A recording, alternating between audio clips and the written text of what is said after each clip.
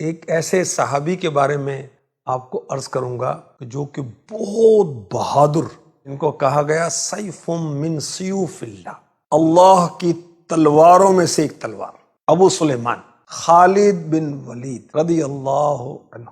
سفر المظفر 7 ہجری کو آپ نے قبول اسلام کا شرف حاصل کیا۔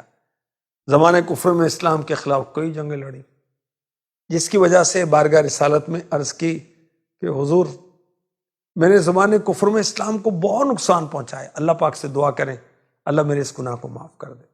تو آخری نبی مکی مدنی صلی اللہ علیہ وآلہ وسلم نے فرمایا اے خالد، اسلام قبول کرنا پہلے کے سب گناہوں اور غلطیوں کو مٹا دیتا ہے۔ ان کو یہ شرف حاصل ہوا کہ میرے آقا صلی اللہ علیہ وسلم دوسرے ملکوں کے بادشاہوں کو خط جو بھجواتے وہ آپ سے لکھوایا کرتے تھے۔ پیارے آقا علیہ الصلوۃ والسلام نے فرمایا خالد کو تکلیف نہ دو، بے شک خالد اللہ کی تلواروں میں سے ایک تلوار ہے۔ رعب دبدبہ بہت تھا آپ کا نام سن کر دشمن کانپ جاتے تھے۔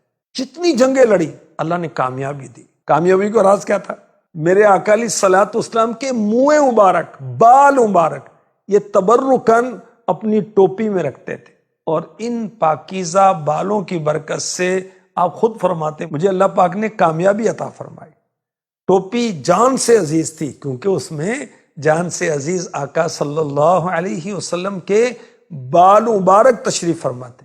جنگ یرموک میں آپ کی ٹوپی گم ہو گئی، اب جان کی پرواہ نہیں ہے، آپ ٹوپی تلاش رہے، آخری کا ٹوپی ملی۔ لوگوں نے کہا کہ اتنا گھمسان کا رن تھا، کیسی جنگ ہو رہی تھی اور آپ کو ٹوپی کی فکر تھی؟ فرمایا اس ٹوپی میں پیارے نبی صلی اللہ علیہ وسلم کے مبارک بال تھے، جس لڑائی میں یہ ٹوپی میرے پاس رہی مجھے کامیابی ملی۔ جنگ کے نصرین میں لڑائی کے دوران ایک موقع آیا، آپ اور آپ کے رفقا دشمن کے گھیرے میں آ گئے۔ حضرت رافی رحمۃ اللہ علیہ نے عرض کی ہماری شہادت کا وقت آ چکا۔ کہا اللہ کی قسم سچ کا، میں اپنی ٹوپی ساتھ لانا بھول گیا ہوں۔ اللہ کا کرم کیا ہوا، دوران جنگ آپ کی زوجہ محترمہ نے ٹوپی آپ تک پہنچا دی۔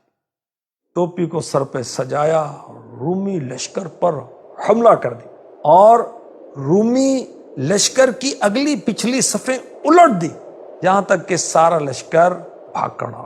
جنگ مرج القبائل میں آپ کسی وجہ سے شریک نہ ہو پائے اور مسلمانوں کا سامنا تھا کئی گنا زیادہ رومیوں کے لشکر سے۔ جب آپ کو اطلاع ملی تو آپ نے بلا تاخیر 3000 کا لشکر لیا اور میدان میں پہنچ گئے۔ جیسے رومیوں کو اطلاع ملی تو فوراً صلح کا پیغام بھیجا۔ آپ نے صبح کا وقت دیا، لیکن اگلے صبح کیا ہوا، رومی جنگ کا میدان چھوڑ کر بھاگ گئے اور ساز و سامان وہیں چھوڑ گئے۔ 7ویں پشت میں میرے آقا علیہ الصلوۃ والسلام سے جا کر سلسلہ نسب ملتا ہے، صدیق اکبر سے ملتا ہے، حضرت مرہ رحمۃ اللہ علیہ سے۔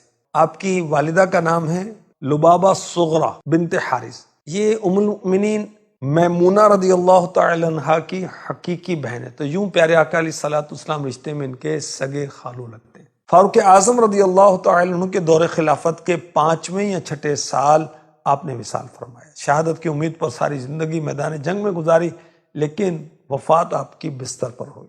فرمایا کرتے میں فلاں فلاں جنگوں میں حاضر رہا، میرے جسم میں ایک ہاتھ بھی ایسی جگہ نہیں جہاں تیر تلوار یا نیزے نہ لگے ہوں۔ میں بستر پر ہی رہ کر دنیا سے جا رہا ہوں، البتہ میں بزدلی کی نیند نہیں سو رہا۔ حضرت خالد بن ولید رضی اللہ تعالی عنہ نے وراثت میں ایک غلام چھوڑا، ایک گھوڑا اور چند ہتھیار، اس کے علاوہ کچھ بھی نہیں۔ اللہ پاک ان پر کروڑوں رحمتیں ہوں اور ان کے صدقے ہماری بے حساب بخشش ہو۔